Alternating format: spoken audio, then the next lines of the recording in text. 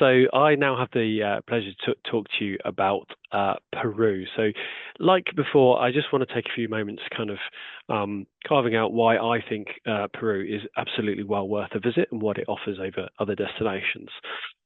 So, Peru, massively important country. It's one of the world's six cradles of civilization, and it has a history that stretches over 5,000 years. And hosted the oldest civilization in the Americas, the Norte Chico. And as well as the Nazca, it was, of course, the Incan Empire that put Peru on the map, so to speak, with their organized society, complete with road systems and amazing engineering. They really made them the dominant force in South America until the arrival of the Spanish. Much of this history will be seen and referenced throughout the trip, of course, culminating in the Incas' jewel in the crown, Machu Picchu.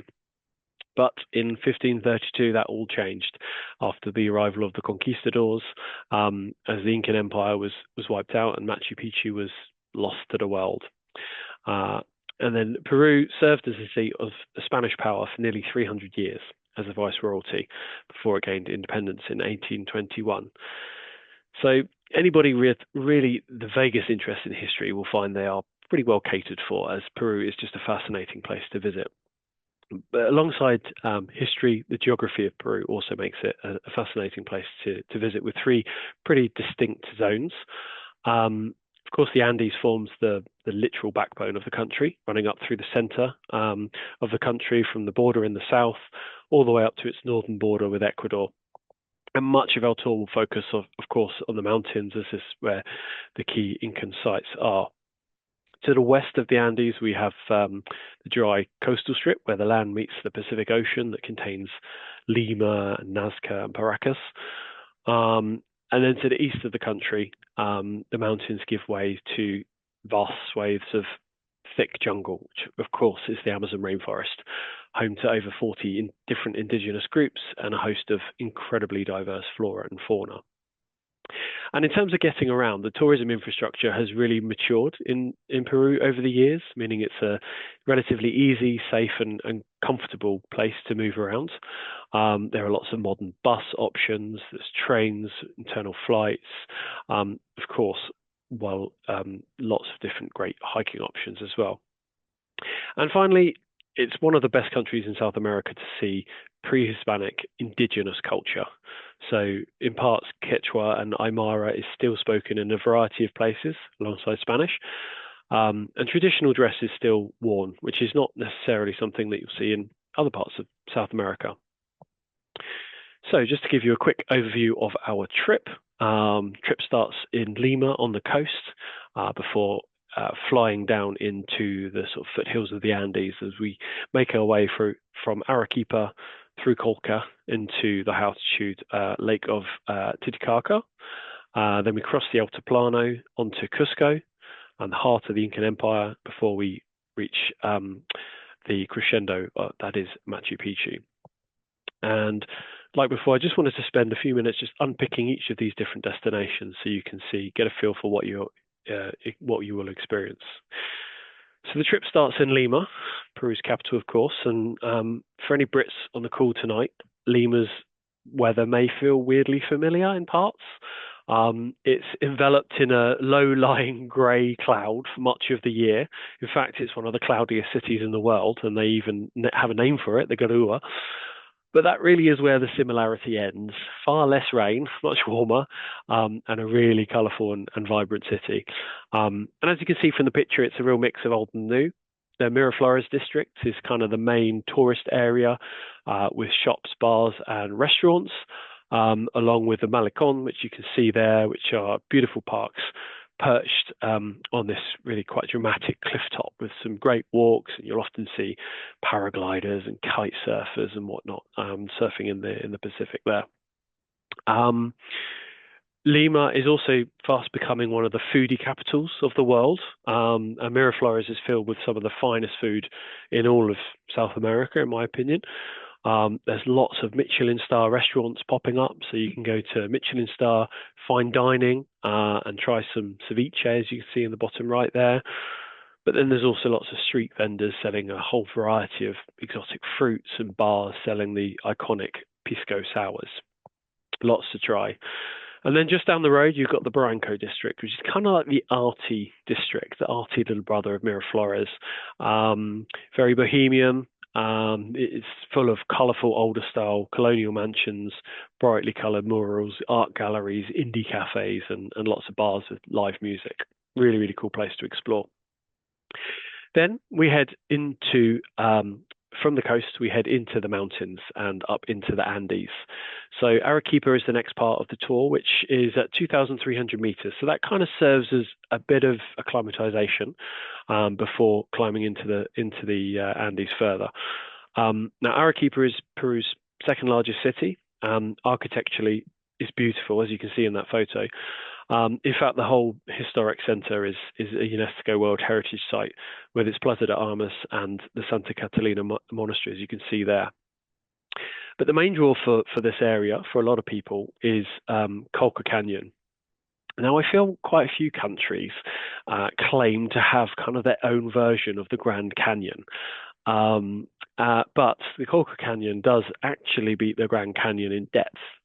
So in parts, it plunges some 3,000 meters from top to bottom. Not there, obviously, in that picture, but it's a really beautiful place to visit in its own right. But the other reason for visiting there is to see some of these guys, to spot these huge Andean condors. This really is one of the best places in the world to spot them, and they kind of surf the thermal currents that come up from the canyon, and they can often be spotted relatively close up, which is very impressive because they are the second largest bird in the world by wingspan, with their wingspan reaching sometimes up to 3 meters. So it's a really quite impressive sight if you're lucky enough to see one. From there, we move on to Puno and the incredible Lake Titicaca. So we're getting into some more serious altitudes now, 3,800 meters above sea level. And with that, it is both the highest navigable lake in the world and also the largest lake in South America. And it's kind of straddled across the border between Peru and Bolivia. Lake Titicaca is home to a number of indigenous communities, and some of which, as you can see here, actually live on the lake. And the Eurus Islands have been constructed entirely from totara reeds, so the community here have built their homes actually on the island. And clearly, whilst the communities do benefit from tourism now, a lot of the community is still involved in traditional things like sustenance fishing, and they're really, really proud to share and showcase some of their traditions. And we actually stay overnight here on Tequila Island, and that allows us to spend a little bit more time kind of soaking up this really unique environment. Then, between Puno and Cusco, it is a full drive across the Altiplano. Today is a fairly long day. It's around 10 hours. But for me, this is more than just about traveling from A to B. It's kind of an experience in itself with some amazing scenery, as you can see there. Stunning, stunning high altitude scenery rolling past the window. And the high point of the trip is crossed here, which is La Raya Pass, which is 4,300 meters above sea level. Plenty of stops along the way, plenty of times for breaks, Incan sights to see along the way, lunch breaks, etc. And also, it is possible to do this rather by car. You can do it by train aboard the incredible Andean Explorer, which is a upmarket train journey with this incredible 360-degree viewing platform and plenty of comfort. And you can contact our sales team for more information on booking this as an optional to add to your trip. Then we reach Cusco, which is really the heart of the Incan Empire. So Cusco was the capital, Incan capital, and really evidence of that is kind of peppered throughout the city. I describe it as a mix of big Incan stonework and then the more kind of traditional Spanish colonial architecture. And as the city is pretty compact, it's a really great place to get out on foot and explore. Although at 3,400 meters, that exploring is best taken at a leisurely pace. So we do it over a day with plenty of stops, rest stops, coffee stops built in.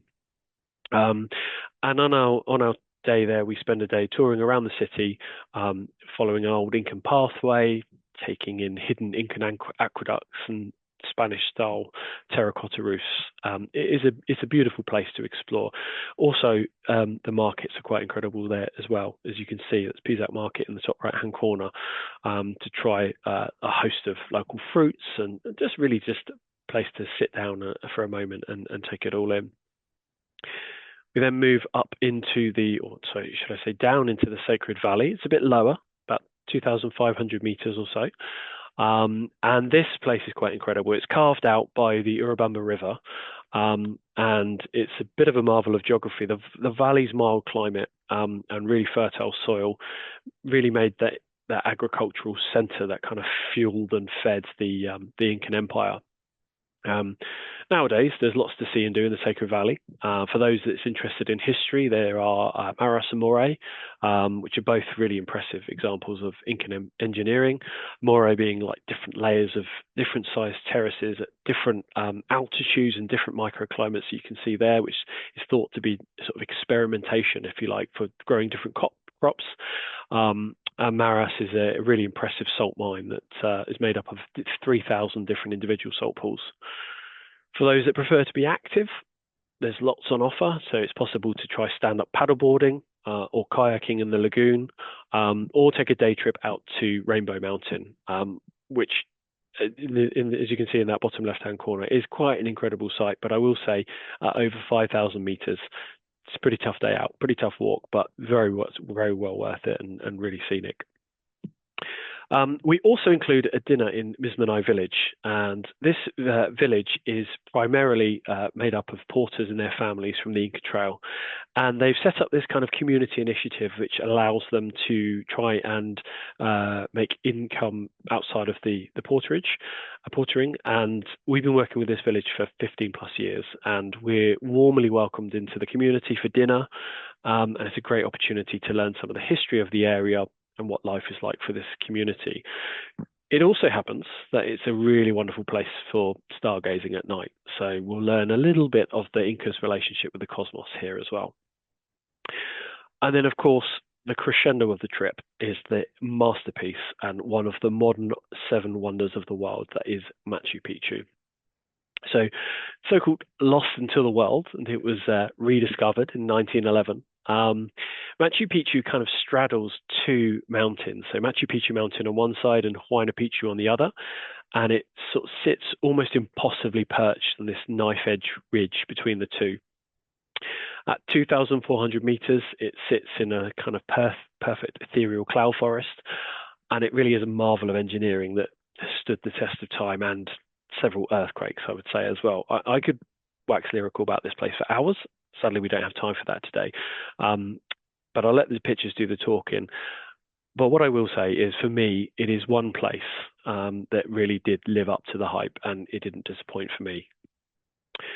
Naturally, all this allure, helped along by a certain Paddington bear recently, has brought a lot of interest and tourists to Machu Picchu. There's no doubt about that. However, I have to pay credit to the Peruvians, because they've developed a really good way of managing that footfall to both simultaneously avoid overcrowding and, of course, to protect the site for the future. What they've done is they've split the visit into 10 different circuits across the site, and within that, different time slots within those circuits, and it's all very tightly managed. Each time slot is about 3 hours, which means you can tour the site comfortably without rushing, and importantly, without feeling like it's too overcrowded.